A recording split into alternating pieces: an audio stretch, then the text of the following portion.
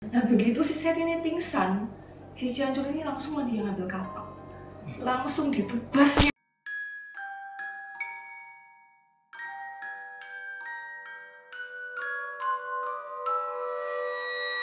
Hai teman-teman semuanya, kembali lagi di channel kita Andivela. Jadi di video kali ini kita nih mau membahas tentang serial killer atau pembunuh berdarah dingin. Jadi nama pembunuhnya ini Leonardo Cianciulli. Nah, Cianciulli ini dikenal soalnya dia tuh udah membunuh 3 korbannya itu dengan cara yang super unik ya. Dia ini bikin nih korbannya jadi sabun sama kue. Hah? Sabun Iya, dan dibikin kue? sabun sama kue. Nah, kalian penasaran nggak gimana nih ceritanya? Jadi sebentar lagi kita nih mau membahas tentang siapa tuh Cianciulli dan latar belakangnya dia. Jadi si Leonardo Cianciulli ini adalah seorang wanita yang lahir pada tanggal 18 April tahun 1894 di kota Avellino, Italia. Dan si Cianciulli ini adalah seorang anak yang lahir dari kejadian pemerkosaan, di mana ibunya itu namanya adalah Serafina Marano. Dia itu dipaksa untuk menikahi orang yang memperkosa dia, dan pemerkosanya ini namanya adalah Mariano Cianciulli. Jadi mereka begitu berita kehamilannya ketahuan, langsung disuruh menikah. Nah, si Cianciulli ini melewati masa kecilnya dia di keluarga yang serba berkekurangan, miskin ya. jadi ekonominya sangat-sangat sulit. Lebih malangnya lagi, si Cianciulli ini harus kehilangan ayahnya ketika dia masih berusia muda, atau dia masih kecil lah pada saat itu. Setelah ayahnya itu meninggal, si ibunya Cianciulli ini menikah lagi dengan pria lain. Nah, dia menikah lagi dengan sebuah harapan kalau wah, semoga setelah aku menikah lagi bisa memiliki kondisi ekonomi yang lebih baik.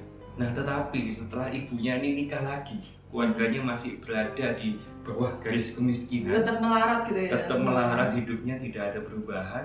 Dan mungkin karena bad mood, masalah ekonomi, akhirnya ibunya pun sering marah-marah, membentak dan memukuli si Cianciulli. Dan kondisi keluarganya yang kacau seperti ini, apalagi ibunya kasar juga, membuat Cianciulli ini penuh dengan trauma, penuh dengan sakit hati dan kekecewaan. Akhirnya dia pun pernah melakukan percobaan bunuh diri sebanyak 2 kali. Jadi coba kalian bayangkan guys, si Cianciulli ini masa kecilnya betul-betul menderita. Sudah ekonomi keluarganya sangat-sangat sulit, mamanya pun kasar sama dia, dan lingkungan tempat dia tinggal pun tidak mendukung, tidak memberikan dia kebahagiaan. Jadi kasihan dia melewati masa kecil yang suram. Cianciulli ini tumbuh menjadi seorang remaja yang cantik. Nah, jadi karena kecantikannya ini nih, mamanya dia itu memanfaatkan dia itu untuk menikahi seorang pria kaya yang pada saat itu melamar dia untuk memperbaiki ekonomi. Iya. Cuma si Cianciulli ini nggak mau. Dia tuh lebih memilih untuk menikahi seorang petugas kantor pencatatan, yaitu Rafael Pansardi, yang umurnya tuh jauh lebih tua daripada si Cianciulli ini. Nah, jadi biarpun nggak direstui nih sama ibunya, dia tuh tetap nikah guys. Memaksa ya? Memaksa. Cinta, ya kan? Iya, cinta itu buta. Cinta itu buta, ya betul. Nah, karena nggak direstuin namanya tadi ya, si Cianciulli ini ngerasa kalau dia ini kayak dikutuk nih sama namanya. Soalnya setelah dia menikah sama si Rafael ini, kehidupan pernikahannya tuh kayak kerasa sengsara sama penuh penderitaan. Nah, terus nih di tahun 1921, si Cianciulli sama suaminya nih itu pindah ke kampung halaman suaminya, namanya Kota Lauria di Italia. Mereka nih pindah ke sana itu dengan harapan bisa terhindar dari kutukan ibunya ini dan meningkatkan perekonomiannya mereka. Tapi tetap aja ya, mereka ini tetap melarat, tetap miskin hidupnya. Nah, sampai akhirnya si Cianciulli itu dia tuh memutuskan untuk bekerja buat memenuhi kebutuhannya keluarga mereka, jadi ikutan kerja. Nah, tapi apesnya nih ya, di tahun 1927, Cianciulli ini kayak kena kasus penipuan karena udah menipu beberapa orang dan dia harus masuk ke penjara di sana. Nah, jadi setelah keluar dari penjara, suaminya sama si Cianciulli ini memutuskan buat pindah ke kota lain, ke kota Lasedonia namanya. Motifnya ya sama ya, jadi mereka pindah itu tujuannya supaya untuk dapat kehidupan yang lebih baik. Tapi pada kenyataannya ya tetap aja melarat lagi nih mereka. Malah rumahnya mereka ini hancur ya akibat gempa bumi hebat sebesar 6,6 skala Richter yang melanda kota Lasedonia ini di tahun 1930. Nah, jadi karena rumahnya mereka ini hancur kan karena gempa, Jadi mereka ini memutuskan untuk pindah lagi ya, untuk yang ketiga kalinya di kota namanya Correggio di Italia juga. Nah, jadi waktu mereka ini sudah menetap di kota ini ya, mereka ini mulai mengalami peningkatan keuangan sejak si Cianciulli ini membuka toko sabun. Cianciulli ini di mata tetangganya itu dikenal sebagai sosok yang penyayang, baik hati, dan sayang sama anak-anaknya. Selama bertahun-tahun menikah ini, si Cianciulli ini total hamilnya 17 kali. Nah, kalian bayangkan ya, hamil 17 kali, 3 keguguran. 10-nya itu meninggal anaknya di usia yang masih kecil. Apa sekali ya? Berarti tinggal 4 ya anaknya? Iya, betul. Jadi anaknya sisa 4. Jadi si Cianciulli ini memiliki sebuah perasaan di mana kondisinya dia saat ini yang anaknya keguguran dan mati segala macam itu merupakan sebuah kutukan dari ibunya dia. Nah, menariknya, selain si Cianciulli ini percaya sama adanya kutukan dari orang tua segala macam, dia juga mempercayai yang namanya astrologi, ramalan, ya kan, garis tangan, ini itu segala macam, magic gitu iya, ya. tahayul-tahayul. Karena dia merasa hidupnya tuh begitu penuh dengan hal buruk terjadi. Akhirnya dia memutuskan untuk pergi ke salah satu peramal yang ada di kotanya dia, supaya dia bisa mengetahui masa depannya. Jadi dia masuklah ke rumahnya peramal itu, ya kan, misi Pak, saya mau dilamar, kan. Habis itu dilihatlah garis tangannya si Cianciulli. Kalau saya lihat garis tanganmu, anak-anakmu semuanya akan mati muda. Jadi setelah si Cianciulli itu mendengar hasil ramalannya dari sang peramal ini, dia berubah menjadi seorang ibu yang sangat-sangat protektif, ya, karena dia takut kehilangan anak-anaknya. Dan akhirnya setelah selang beberapa waktu, si Cianciulli ini hatinya masih belum lega. Maka dari itu dia memutuskan untuk mencoba pergi ke peramal yang lainnya. Iya, mungkin dia mikirnya kalau aku ke peramal lain itu nanti hasilnya lebih baik. Berharapnya seperti itu iya. Ya. Lalu akhirnya tibalah hari di mana si Cianciulli ini pergi ke rumah peramal yang lainnya. Setelah dia lihat ya, setelah aku lihat tangan kananmu ini ada masa depannya kamu di penjara. Oh, mungkin itu yang kanan. Coba yang kiri, Pak. Nah, habis itu dia lihat tangan kirinya. Saya melihat masa depanmu ada di rumah sakit jiwa. Rumah sakit jiwa. Iya. Ya, itu akhirnya Cianciulli tambah stres lagi ya loh. Lalu gak lama kemudian setelah kejadian itu, tepatnya tahun 1939, Perang Dunia Kedua pecah di Eropa dan Italia juga ikut berperang. Jadi pemerintah Italia ini dia memberlakukan sebuah aturan di mana anak-anak laki-laki dengan batas usia tertentu, mereka semuanya wajib ikut yang namanya wajib militer. Nah, akhirnya keluarlah pengumuman bahwa pemerintah Italia itu juga mewajibkan si Giuseppe Pansardi, yaitu anak sulungnya si Cianciulli itu, untuk mengikuti yang namanya wajib militer. Dan setelah mendapatkan informasi seperti ini, Cianciulli itu menjadi sangat-sangat stres yang luar biasa. Ini adalah putra sulungnya dia, anak kesayangannya si Cianciulli itu tadi. Nah, karena si Cianciulli ini dia kebanyakan mengkonsumsi konten-konten yang berbau tahayul. Akhirnya dia punya pemikiran yang aneh. Karena aku sangat sayang sama anakku, jadi aku akan melakukan sebuah ritual untuk bisa menjaga anakku tetap hidup. Dan ritual itu adalah ritual mengorbankan nyawa. Jadi seperti nyawa dibayar nyawa. Jadi sejak saat itulah si Cianciulli ini mulai beraksi. Selain punya toko sabun, ternyata Cianciulli ini juga punya kayak side job. Jadi profesi sampingan sebagai seorang peramal yang reputasinya itu cukup baik ya.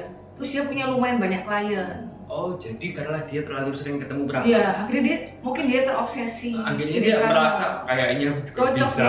Iya, betul. Korban pertamanya Cianciulli itu namanya Faustina Setti.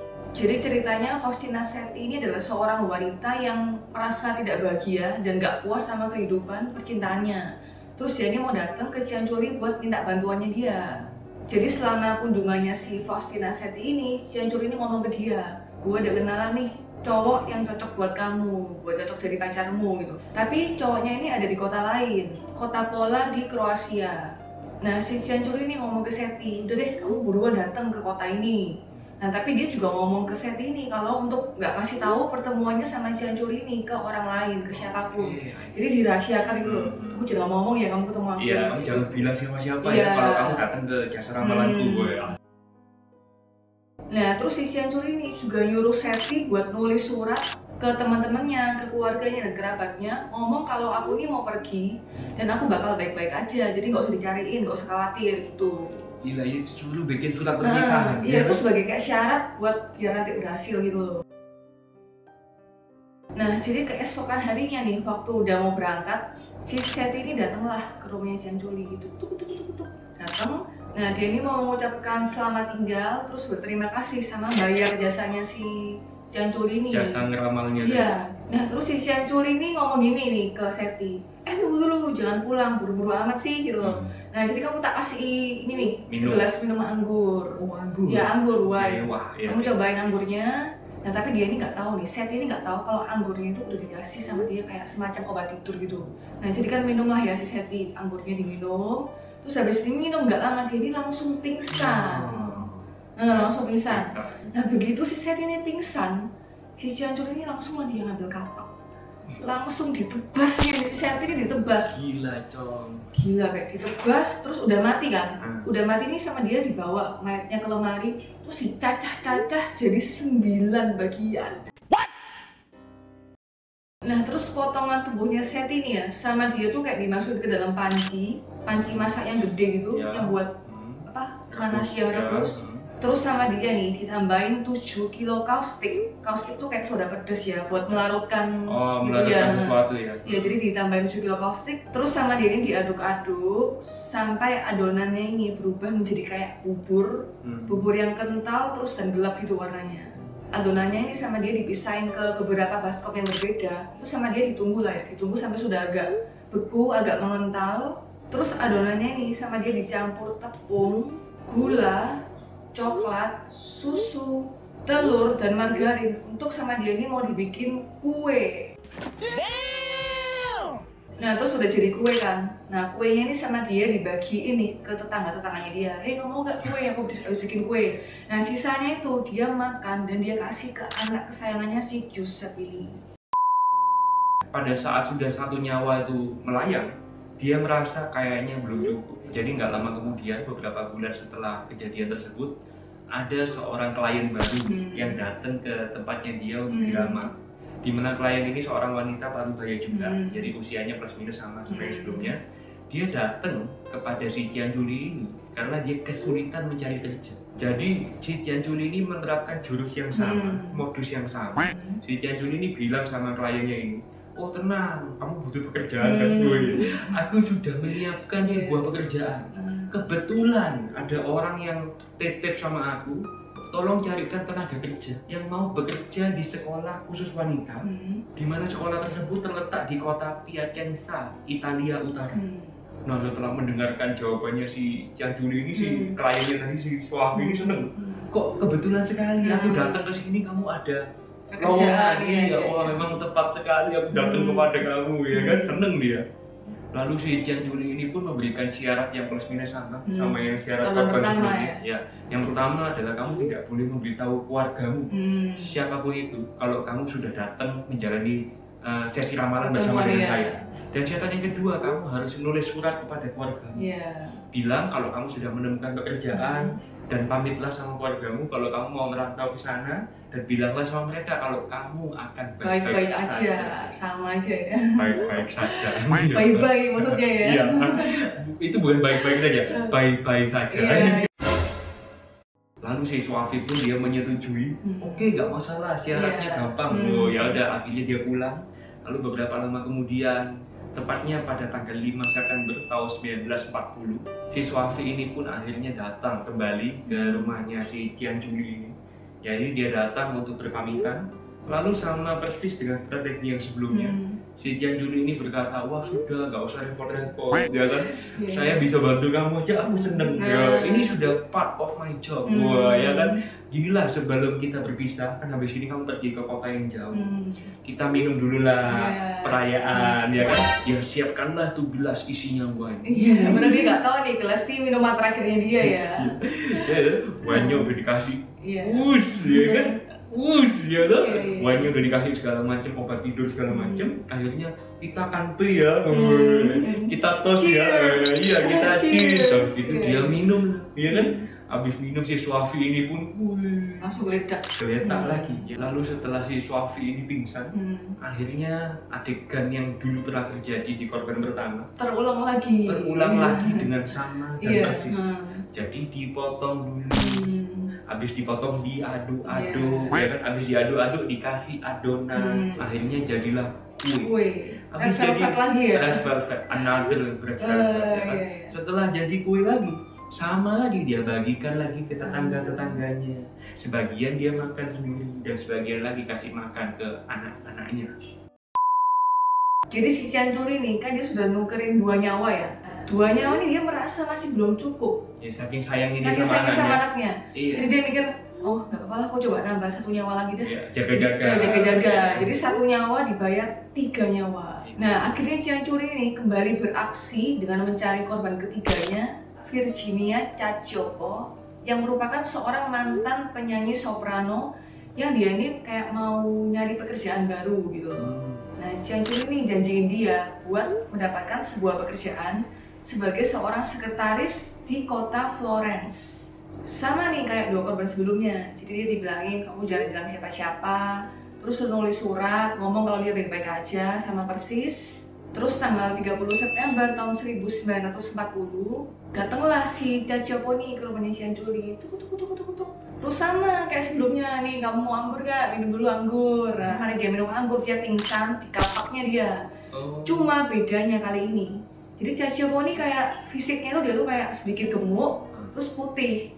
Jadi entah ya apa di benaknya si Ciancul ini, dia mikir kayaknya si Cacioppo ini gak cocok deh kalau aku bikin jadi kue. Jadi aku bikin dia jadi sabun aja. Sabun mungkin karena dia putih itu kan dia. Ya. Jadi mayatnya si Cacioppo ini dilelehin dulu ya di dapurnya si Ciancul, pakai beberapa zat kimia, terus habis itu dikasih pewangi dan dicetak. Sampai akhirnya dijadiin sabun, terus dibagi-bagiin lah ke tetangganya dia. Nih kamu sabun gak? Mau sabun gak? Setelah korban ketiganya si Cacioppo ini meninggal, itu menimbulkan kecurigaan dari saudara iparnya dia. Kenapa? Karena saudara iparnya inilah yang mengantarkan si Cacioppo pergi ke rumahnya Ciancul. Oh, jadi dia terakhir kali ngeliat si Cacioppo ini ya di rumahnya Ciancul. Jadi terakhir kali dia ngeliat saudara iparnya ini ya dia drop di rumahnya si Ciancul. Habis itu udah hilang, udah ada kabarnya lagi beberapa hari. Jadi si saudara iparnya si Cacioppo dia melaporkan kejadian tersebut kepada polisi. Lalu setelah mendapatkan laporan tersebut, akhirnya si pihak kepolisian langsung datang ke tempatnya Ciancul dan dia menjalani yang namanya proses interogasi. Pada awalnya si Ciancul ini bersikeras membantah mati-matian kalau dia sudah membunuh orang.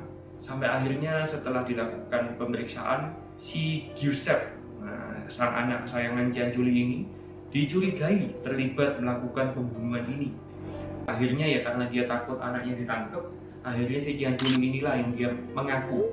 Dia ngaku sama polisi kalau dia yang membunuh, dan dia pun mengaku kalau sudah membunuh 2 korban lainnya.